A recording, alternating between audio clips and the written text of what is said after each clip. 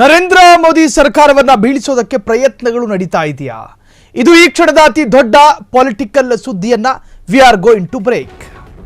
ಪ್ರಧಾನಿ ಮೋದಿ ಸರ್ಕಾರವನ್ನ ಬೀಳಿಸೋದಕ್ಕೆ ಯತ್ನಗಳು ನಡೀತಾ ಇದೆಯಾ? ಇದು ಈ ಕ್ಷಣ ನಾವು ಬ್ರೇಕ್ ಮಾಡ್ತಾ ಇರುವಂತಹ ಅತಿ ದೊಡ್ಡ ರಾಜಕೀಯ ಸುದ್ದಿ. ಮಿತ್ರ ಪಕ್ಷಗಳಿಂದಲೇ ಬೆಂಬಲ ವಾಪಸ್ ಪಡೆಯುವಂತೆ ತಂತ್ರ. ಒಂದು ವೇಳೆ ಮಿತ್ರ ಪಕ್ಷಗಳು ಬೆಂಬಲ ವಾಪಸ್ ಪಡೆದಿದ್ದರೆ ಅಥವಾ ಪಡೆದರೆ ಪ್ರಧಾನಿ ಮೋದಿ ಸರ್ಕಾರ ಬೀಳುವುದು ಖಚಿತ ಆಗ್ತಿತ್ತು. ಪ್ರಧಾನಿ ಮೋದಿ ಸರ್ಕಾರವನ್ನ ಬೀಳಿಸೋದಕ್ಕೆ ಶತ ಪ್ರಯತ್ನಗಳು ನಡೀತಾ ಇದೆಯಾ? ಮುಂದಾಳತ್ವ ವಹಿಸಿದ್ದೇ ಮಾಜಿ ಉಪರಾಷ್ಟ್ರಪತಿ ಜಗದೀಪ್ ಧನಕರ್ ಅನ್ನೋ ಮಾಹಿತಿ. ವಿಪಕ್ಷಗಳ ಪರವಾಗಿ ಆಂಧ್ರ ಸಿಎಂ ಚಂದ್ರಬಾಬು ನಾಯ್ಡು ಮುನ್ನೆಲೆಗೆ ತರುವ ಯತ್ನ. ಜಗದೀಪ್ ಧನಕರ್ ನಡೆಸಿದ ಈ ಯತ್ನವೇ ಅವರ ಕುರ್ಚಿಗೆ ಮುಳುವಾಯಿತು ಎಂದು ಹೇಳಲಾಗ್ತಿದೆ. ಈ ಕ್ಷಣ we are going to break. ಆ ಸುದ್ದಿಯನ್ನು ನಾವು ಬ್ರೇಕ್ ಮಾಡ್ತಾ ಇದ್ದೀವಿ. ಪ್ರಧಾನಿ ಮೋದಿ ಸರ್ಕಾರವನ್ನೇ ಬುಡಮೇಲು ಮಾಡೋದಕ್ಕೆ ಪ್ರಯತ್ನಗಳು ನಡೆದಿತ್ತು. ಆ ಪ್ರಯತ್ನಗಳ ಸುಳಿವು ಸಿಕ್ಕ ನಂತರವೇ ಧನಕರ್ ಅವರ ಉಪರಾಷ್ಟ್ರಪತಿ ಸ್ಥಾನಕ್ಕೆ ಕಂಟಕ ಬಂದಿದ್ದು ಅನ್ನೋ ಸಣ್ಣ ಚರ್ಚೆಗಳು ಹರಿದಾಡ್ತಾ ಇದೆ. ಒಂದು ವೇಳೆ ಮಿತ್ರ ಪಕ್ಷಗಳು ಬೆಂಬಲವನ್ನು ವಾಪಸ್ ಪಡೆದಿದ್ದರೆ ಪ್ರಧಾನಿ ಮೋದಿ ಸರ್ಕಾರ ಉಳಿಯೋದಿಲ್ಲ. ಸೊ ಜಗದೀಪ್ ಧನಕರ್ ಅವರು ವೈಸ್ ಪ್ರೆಸಿಡೆಂಟ್ ಅರ್ಥಾತ್ ದೇಶದ ಉಪರಾಷ್ಟ್ರಪತಿ ಆಗಿದ್ದವರು. ಇದ್ದಕ್ಕಿದ್ದ ಹಾಗೆ ಆರೋಗ್ಯವಂತ ಶರೀರವೊಂದು ಅನಾರೋಗ್ಯ ಕಾರಣವನ್ನ ನೀಡಿ ತನ್ನ ಸ್ಥಾನಕ್ಕೆ ರಾಜೀನಾಮೆ ಕೊಡ್ತಾರೆ ಅನ್ನುವುದಾದರೆ ಅದು ಆ ಕ್ಷಣದ ಸೆನ್ಸೇಷನಲ್ ನ್ಯೂಸ್ ಆಗಿ ಮಾರ್ಪಡುತ್ತೆ. ಹಂಗೆ ಆಗಿದ್ದು. ಉಪರಾಷ್ಟ್ರಪತಿ ಧನಕರ್ ಅವರು ರಾಜೀನಾಮೆ ಕೊಟ್ಟ ವಿಚಾರ, ಆ ವಿಚಾರಕ್ಕೆ ಬೇರೆ ಬೇರೆ ಕಾರಣಗಳಿರಬಹುದು, ಅವರ ಆರೋಗ್ಯ ಕಾರಣವಲ್ಲ ಅನ್ನೋದು ಅವರು ರಾಜೀನಾಮೆ ಘೋಷಣೆ ಮಾಡಿದ ಅರ್ಧ ತಾಸಿನಲ್ಲಿ ವ್ಯಕ್ತವಾಗಿತ್ತು.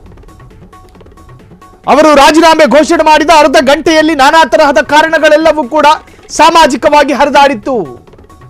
ಧನಕರ್ ಅವರ ರಾಜೀನಾಮೆಯ ಹಿಂದೆ ಬಹುದೊಡ್ಡ ಪೊಲಿಟಿಕಲ್ ರೀಸನ್ ಇದೆ. ಅವರ ಅನಾರೋಗ್ಯದ ಕಾರಣ ಅಲ್ಲ, ಅವರಿಗೆ ವೈದ್ಯರು ಕೊಟ್ಟ ಸಲಹೆ ಆಧಾರದಲ್ಲಿ ಅವರು ರಾಜೀನಾಮೆ ಕೊಟ್ಟಿದ್ದಲ್ಲ.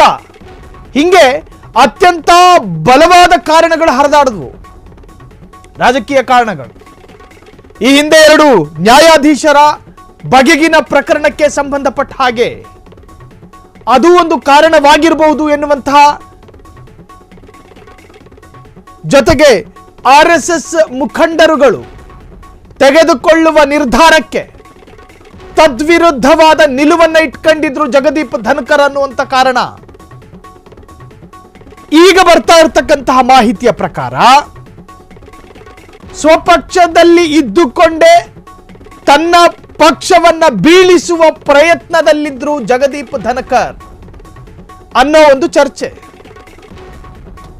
ಹಾಗಾದ್ರೆ ನಿಜಕ್ಕೂ ಆಗಿದ್ದೇನು? ಒಂದು ವೇಳೆ ಮಿತ್ರ ಪಕ್ಷಗಳು ಬೆಂಬಲ ವಾಪಸ್ ಪಡೆದಿದ್ದರೆ ಪ್ರಧಾನಿ ಮೋದಿ ಸರ್ಕಾರ ಬೀಳುವುದು ಖಚಿತ ಆಗ್ತಿತ್ತು. ಪ್ರಧಾನಿ ಮೋದಿ ಸರ್ಕಾರವನ್ನ ಬೀಳಿಸುವ ತಂತ್ರಗಳು ನಡೆದಿತ್ತ.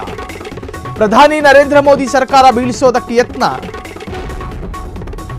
ಸ್ವತಃ ಉಪರಾಷ್ಟ್ರಪತಿಯಾಗಿದ್ದ ಜಗದೀಪ್ ಧನಕರ್ ಯತ್ನ ನಡೆಸಿದ್ದ ಬಗ್ಗೆ ಮಾಹಿತಿ. ವಿರೋಧ ಪಕ್ಷಗಳ ನಾಯಕರೊಂದಿಗೆ ನಿರಂತರ ಸಂಪರ್ಕದಲ್ಲಿದ್ದ ಧನಕರ್ ರಾಜ್ಯಸಭೆಯಲ್ಲಿ ಆಪರೇಷನ್ ಸಿಂಧೂರ ಬಗ್ಗೆ ಮಾತಾಡುವಂತೆ ಪಟ್ಟು, ಖುದ್ದು ಪ್ರಧಾನಿ ನರೇಂದ್ರ ಮೋದಿಯೇ ಮಾತಾಡಬೇಕೆಂದು ಧನಕರ್ ಪಟ್ಟು ಹಿಡಿದಿದ್ದರು.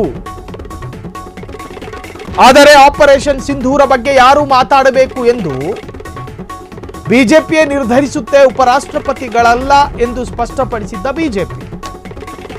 ಸಂಸದೀಯ ವ್ಯವಹಾರಗಳ ಸಚಿವ ಕಿರಣ್ ರಿಜಿಜು ರಾಜ್ಯಸಭಾ ಸಭಾನಾಯಕ ಜೆಪಿ ನಡ್ಡಾಗೆ ಸೂಚಿಸಿದ್ದ ಪ್ರಧಾನಿ ಮೋದಿ ಸರ್ಕಾರ ರಾಜ್ಯಸಭಾ ಸಭಾಪತಿಯೂ ಆಗಿದ್ದ ಉಪರಾಷ್ಟ್ರಪತಿಗೆ ತಿಳಿಸುವಂತೆ ಸೂಚನೆ. ಪ್ರಧಾನಿ ನರೇಂದ್ರ ಮೋದಿ ಸರ್ಕಾರವನ್ನ ಬೀಳಿಸೋದಕ್ಕೆ ಶತ ಪ್ರಯತ್ನಗಳು ಆಗಿತ್ತು. ಜಗದೀಪ್ ಧನಕರ್ ಅವರು ಕೂಡ ಈ ಪ್ರಯತ್ನದ ಭಾಗವಾಗಿದ್ರು ಎನ್ನುವಂತಹದ್ದು. ಆಪರೇಷನ್ ಸಿಂಧೂರ, ಪಹಲ್ಗಾಮ್ನಲ್ಲಿ ಉಗ್ರರ ಅಟ್ಟಹಾಸಕ್ಕೆ ಸಂಬಂಧಪಟ್ಟ ಹಾಗೆ ಅಲ್ಲಿನ ಭದ್ರತಾ ವೈಫಲ್ಯ, ಆ ಬಗ್ಗೆ ಸದನದಲ್ಲಿ ಮಾತನಾಡಬೇಕು ಅಂತ ಹೇಳಿ ಜಗದೀಪ್ ಧನಕರ್ ಅವರೇ ವಿರೋಧ ಪಕ್ಷದ ನಾಯಕರ ಜೊತೆ ನಿರಂತರವಾಗಿ ಸಂಪರ್ಕದಲ್ಲಿಟ್ಟುಕೊಂಡು ನೀವು ತರಾಟೆಗೆ ತೆಗೆದುಕೊಳ್ಳಬೇಕು ಈ ಪೊಲಿಟಿಕಲ್ ಸಬ್ಜೆಕ್ಟನ್ನ, ಇದನ್ನ ರಾಜಕೀಯ ವಿಷಯವಾಗಿ ಪರಿವರ್ತನೆ ಮಾಡ್ಕೋಬೇಕು. ನರೇಂದ್ರ ಮೋದಿ ಅವರನ್ನೇ ಖುದ್ದಾಗಿ ಕಟಕಟೆಯಲ್ಲಿ ನಿಲ್ಲಿಸಬೇಕು, ಅವರ ವಿರುದ್ಧ ತರಾಟೆಗೆ ತೆಗೆದುಕೊಳ್ಬೇಕು, ಅವರ ಈ ಇಂಟರ್ನಲ್ ವಿಚಾರವನ್ನು ಪ್ರಶ್ನೆ ಮಾಡಬೇಕು ಸದನದಲ್ಲಿ, ಬಿಡುಕೂಡದು. ಇದು ನಿಮಗೆ ಸಿಕ್ಕ ಅತಿ ದೊಡ್ಡ ಬಹುದೊಡ್ಡ ಭೋಜನ, ಪೊಲಿಟಿಕಲ್ ಸಬ್ಜೆಕ್ಟ್ ಇದು. ಇದನ್ನ ಮಾತನಾಡದೆ ಇನ್ಯಾವುದೂ ನಿಮಗೆ ವರ್ಕೌಟ್ ಆಗುವುದಿಲ್ಲ. ಸೊ ಈ ಸುಳಿವು ಆಗಲೇ ಬಿಜೆಪಿಗೆ ಸಿಕ್ಕಂತೆ ಕಾಣ್ತಾ ಇದೆ. ಯಾರು ಮಾತಾಡಬೇಕು ಯಾರು ಮಾತಾಡಬಾರದು ಅನ್ನೋದು ತೀರ್ಮಾನ ಮಾಡಬೇಕಾಗಿರೋದು ಬಿಜೆಪಿಯ ಹೊರತು ಉಪರಾಷ್ಟ್ರಪತಿ ಅಲ್ಲ ಅನ್ನೋದನ್ನ ಆಗಲೇ ಬಿಜೆಪಿ ಸರ್ಕಾರ ತಿಳಿಸಿತ್ತಂತೆ. ಒಂದು ಉಪರಾಷ್ಟ್ರಪತಿಯ ವ್ಯಾಪ್ತಿಗೆ ಬರುವ ಅಷ್ಟು ಅಧಿಕಾರಗಳನ್ನು ಕಸಿದುಕೊಳ್ಳೋದಕ್ಕೆ ಪ್ರಜಾಪ್ರಭುತ್ವದಲ್ಲಿ ಸಾಧ್ಯವಾಗುತ್ತೆ ಅನ್ನೋದಾದ್ರೆ ನಿಜಕ್ಕೂ ನಮ್ಮ ಡೆಮಾಕ್ರಸಿ ಅಪಾಯದ ಅಂಚಿನಲ್ಲಿದೆ. ಒಂದು ಉಪರಾಷ್ಟ್ರಪತಿಯ ಸೀಟಿಗೆ ಕಂಟಕ ತರಬಲ್ಲ ಎಲ್ಲ ಪ್ರಯತ್ನಗಳು ಒಂದು ಸರ್ಕಾರದಿಂದ ನಡೆಯುತ್ತೆ ಅನ್ನೋದಾದ್ರೆ ನಮ್ಮ ಪ್ರಜಾಪ್ರಭುತ್ವ ವ್ಯವಸ್ಥೆ ಅತ್ಯಂತ ಅಧಪತನದ ಅಂಚಿನಲ್ಲಿದೆ ಅನ್ನೋದಕ್ಕೆ ಯಾವುದೇ ತರಹದ ತಕರಾರು ಬೇಡ.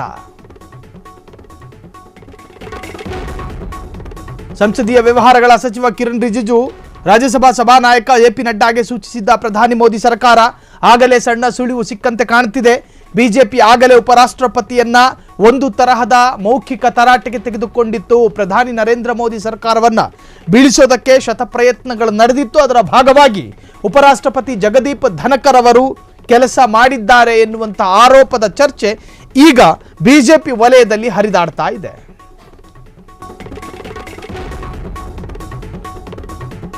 ಎಸ್, ಮೋದಿ ಸರ್ಕಾರವನ್ನ ಉರುಳಿಸೋದಕ್ಕೆ ಪ್ರಯತ್ನಗಳಾಗಿತ್ತು. ಇದಕ್ಕೆ ಸಂಬಂಧಪಟ್ಟ ಹಾಗೆ ಸಾಕಷ್ಟು ಬಹಳಷ್ಟು ಬ್ರೇಕಿಂಗ್ ಅಪ್ಡೇಟ್ಸ್ಗಳು ಲಭ್ಯವಾಗ್ತಾ ಇದೆ. ಹಾಗಾದ್ರೆ ಮೋದಿ ಸರ್ಕಾರವನ್ನ ಬೀಳಿಸೋದಕ್ಕೆ ಪ್ರಯತ್ನಗಳು ನಡೆದಿದ್ದು ನಿಜಾನ? ಮೋದಿ ಸರ್ಕಾರವನ್ನೇ ಬೀಳಿಸೋದಕ್ಕೆ ಉಪರಾಷ್ಟ್ರಪತಿ ಕೈ ಹಾಕಿದ್ದು ನಿಜಾನ? ನಿಜಕ್ಕೂ ನಡೀತಾ ಇರೋದೇನು? ಒಂದು ಉಪರಾಷ್ಟ್ರಪತಿಯ ಸ್ಥಾನವನ್ನೇ ಅದಲು ಬದಲು ಮಾಡಬಹುದಾದ ಶಕ್ತಿ ಸರ್ಕಾರಕ್ಕಿದೆಯಾ? ಪ್ರಧಾನಿ ಮೋದಿ ಸರ್ಕಾರವನ್ನೇ ಬೀಳಿಸುವ ಯತ್ನ. ಉಪರಾಷ್ಟ್ರಪತಿಯಾಗಿದ್ದ ಜಗದೀಪ್ ಧನಕರ್ ನಡೆಸಿದ್ದ ರಹಸ್ಯ ತಂತ್ರ, ಸೀಕ್ರೆಟ್ ಸ್ಟ್ರಾಟಜಿ, ಈ ಬಗ್ಗೆ ಮಾಹಿತಿ ಸಿಕ್ತಿದ್ದಂತೆ ಎಚ್ಚೆತ್ತುಕೊಂಡ ಪ್ರಧಾನಿ ಮೋದಿ ಸರ್ಕಾರ ಮಧ್ಯಾಹ್ನ 1:30 ಗಂಟೆಯಿಂದ ಸಂಜೆ 8 ಗಂಟೆಯವರೆಗೆ ಮಹತ್ವದ ಬೆಳವಣಿಗೆಗಳಾಗಿದೆ. ರಾಜೀನಾಮೆ ದಿನ ಸಂಜೆ 4 ಗಂಟೆಗೆ ನಡೆದಿದ್ದ ಕಲಾಪ ಸಲಹಾ ಸಮಿತಿ ಸಭೆಗೆ ಗೈರು. ಕೇಂದ್ರ ಸಂಸದೀಯ ವ್ಯವಹಾರಗಳ ಸಚಿವ ಕಿರಣ್ ರಿಜಿಜು, ರಾಜ್ಯಸಭೆಯಲ್ಲಿ ಸಭಾನಾಯಕ ಕೇಂದ್ರ ಸಚಿವ ಜೆಪಿ ನಡ್ಡಾ ಕೂಡ ಗೈರಾಗಿದ್ದರು. ಉಪರಾಷ್ಟ್ರಪತಿ ವಿರುದ್ಧ ಅವಿಶ್ವಾಸ ಮಂಡನೆಗೆ ಸಿದ್ಧತೆ ಆರಂಭಿಸಿದ್ದ ಬಿಜೆಪಿ ತೆಲುಗು ದೇಶಂ ಪಕ್ಷ ಜೆಡಿಯು ಜೊತೆಗೆ ಸೇರಿ ಅವಿಶ್ವಾಸ ಮಂಡನೆಗೆ ಬಿಜೆಪಿ ಎಲ್ಲಾ ತರಹದ ಸಿದ್ಧತೆಯನ್ನು ಕೂಡ ಮಾಡಿಕೊಂಡಿತ್ತು. ಬಿಜೆಪಿಯೇ ಅವಿಶ್ವಾಸ ಮಂಡಿಸುತ್ತೆ ಎಂಬ ಸುಳಿವು ಸಿಕ್ಕ ಕೂಡಲೇ ಈ ನಿರ್ಧಾರಕ್ಕೆ ಬಂದಿದ್ದಾರೆ. ರಾಜೀನಾಮೆ ನೀಡಿಲ್ಲ ಅಂದ್ರೆ ಅವಿಶ್ವಾಸ ಮಂಡಿಸಿ ಇಳಿಸ್ತಾರೆ ಎನ್ನುವುದು ಖಚಿತವಾಗಿತ್ತು. ಈ ಬಗ್ಗೆ ಖಚಿತ ಆಗ್ತಾ ಇದ್ದ ಹಾಗೆ ಉಪರಾಷ್ಟ್ರಪತಿ ಸ್ಥಾನಕ್ಕೆ ಧನಕರ್ ರಾಜೀನಾಮೆಯನ್ನ ಕೊಟ್ಟರು. ಪ್ರಧಾನಿ ಮೋದಿ ಸರ್ಕಾರದ ವಿರುದ್ಧ ಕ್ಷಿಪ್ರ ಕ್ರಾಂತಿಗೆ ಯತ್ನಿಸಿದ್ದ ಧನಕರ್ ಕೆಲವೇ ಗಂಟೆಗಳಲ್ಲಿ ಧನಕರ್ ತಲೆದಂಡ ಮಾಡಿದ ಬಿಜೆಪಿಯ ತಂತ್ರ ನೋಡಿ. ಇಲ್ಲಿ ಹಾವನು ಸಾಯಬಾರದು, ಕಡ್ಡಿನೂ ಮುರಿಬಾರದು ಅನ್ನೋ ಗಾದೆನೇ ಉಲ್ಟಾ ಆಗಿದೆ. ಕಡ್ಡಿ ಮುರಿಯದೆ ಹಾವನ್ನು ಸಾಯಿಸಬೇಕು ಅನ್ನೋ ತಂತ್ರಕ್ಕೆ ಬಿಜೆಪಿ ಕೈ ಹಾಕಿತ್ತು. ಇನ್ನು ಪಾರಿವಾಳದ ಗುಂಪಿಗೆ ಬೆಕ್ಕನ್ನು ತೋರಿಸಿಯೂ ಹೆದರಿಸಿದ್ದಲ್ಲ, ಸಿಂಹನೇ ಬಿಡ್ತೀನಿ ಅಂದ್ರು ಪಾರಿವಾಳದ ಗುಂಪಿಗೆ. ಅಯ್ಯ ನೀನ್ ರಾಜೀನಾಮೆ ಕೊಡು, ಮಾನ ಉಳಿಯುತ್ತೆ. ಒಂದು ವೇಳೆ ರಾಜೀನಾಮೆ ಕೊಡದೆ ಹೋದ್ರೆ ಅವಿಶ್ವಾಸ ಮಂಡಿಸೋದಕ್ಕೆ ನಮಗೂ ಗೊತ್ತು, ಎಲ್ಲ ತರಹದ ಪ್ಲಾನ್ ನಮ್ಮಿಂದ ನಡೆದಿದೆ. ಅವಿಶ್ವಾಸವನ್ನ ಮಂಡಿಸೋದಕ್ಕೆ ಯಾರ್ಯಾರ ಬೆಂಬಲಗಳು ಬೇಕು ಎಲ್ಲರಲ್ಲಿಯೂ ಒಂದೆರಡು ಸುತ್ತಿನ ಮಾತುಕತೆಯಾಗಿ ಎಲ್ಲ ನಿರ್ಧಾರಕ್ಕೆ ಬಂದಿದ್ದೀವಿ. ನೀವು ಅಧಿಕೃತವಾಗಿ ರಾಜೀನಾಮೆ ಕೊಡದೆ ಹೋದರೆ ರಾಜೀನಾಮೆ ಕೊಡಿಸೋದು ಗೊತ್ತು ಅನ್ನೋದನ್ನ ಮೊದಲೇ ಪಾರದರ್ಶಕವಾಗಿ ನರೇಂದ್ರ ಮೋದಿ ಸರ್ಕಾರ ಧನಕರ್ ಅವರಿಗೆ ಸಮಜಾಯಿಷಿ ನೀಡಿತ್ತು. ನೀವು ಕೊಟ್ಟರು ಬಿಟ್ರು, ನೀವು ಬೇಡ ಅನ್ನೋ ನಿರ್ಧಾರಕ್ಕೆ ನಾವು ಬಂದಿದ್ದೀವಿ. ಹೇಗೆ? ನೀವು ರಾಜೀನಾಮೆಯನ್ನ ಕೊಟ್ಟರೂ ಬಿಟ್ಟರು ನೀವು ಬೇಡ ಅನ್ನೋ ನಿರ್ಧಾರಕ್ಕೆ ನಾವು ಬಂದಿದ್ದೀವಿ. ಬಿಜೆಪಿ ಈ ಸಾಲನ್ನ ಹೇಳಿದ್ರೆ ಸಾಕು ಎಂಥವರಿಗೂ ಭಯ ಉಟ್ಕೊಬಿಡುತ್ತೆ. ಬಿಜೆಪಿ ಈ ಸಾಲನ್ನ ಹೇಳಿದ್ರೆ ಸಾಕು, ಅದರ ಅರ್ಥ ಬಿಜೆಪಿ ಒಂದು ನಿರ್ಧಾರಕ್ಕೆ ಬಂದಿದೆ ಅನ್ನೋದು. ನೀವು ರಾಜೀನಾಮೆಯನ್ನ ಕೊಡ್ತೀರೋ, ನೀವು ರಾಜೀನಾಮೆ ಪತ್ರವನ್ನ ದ್ರೌಪದಿ ಮುರ್ಮು ಅವರಿಗೆ ಹಸ್ತಾಂತರ ಮಾಡಿ ಅವರು ಅದನ್ನು ಅಂಗೀಕರಿಸೋದು, ನೀವು ಕೊಟ್ಟರೂ ಕೊಡದೇ ಇದ್ದರು ನೀವು ಬೇಡ ಅನ್ನೋ ನಿರ್ಧಾರಕ್ಕೆ ನಾವು ಬಂದಿದ್ದೀವಿ ಅನ್ನೋದನ್ನ ಮೊದಲೇ ಬಿಜೆಪಿ ಸರ್ಕಾರ ಧನಕರ್ ಅವರಿಗೆ ಸೂಚನೆ ಕೊಟ್ಟಂತೆ ಕಾಣ್ತಿದೆ. ಸೊ ಇವೆಲ್ಲವೂ ಕೂಡ ಧನಕರ್ ಅವರ ರಾಜೀನಾಮೆಗೆ ಕಾರಣ ಆಗಿರಬಹುದಾ ಎನ್ನುವಂತಹ ಅತಿ ದೊಡ್ಡ ಚರ್ಚೆ ಈಗ ದೇಶದಾದ್ಯಂತ ಸಂಚಲನವನ್ನ ಮೂಡಿಸ್ತಾ ಇದೆ. ಕ್ಷಣ ಕ್ಷಣದ ಸುದ್ದಿಗಳಿಗಾಗಿ ಫ್ರೀಡಂ ಟಿವಿ ಸಬ್ಸ್ಕ್ರೈಬ್ ಮಾಡಿ, ಲೈಕ್ ಮಾಡಿ ಹಾಗೂ ಫಾಲೋ ಮಾಡಿ. ಹೊಸ ಸುದ್ದಿಗಳ ನೋಟಿಫಿಕೇಶನ್ಗಾಗಿ ಬೆಲ್ ಐಕಾನ್ ಮೇಲೆ ಕ್ಲಿಕ್ ಮಾಡಿ.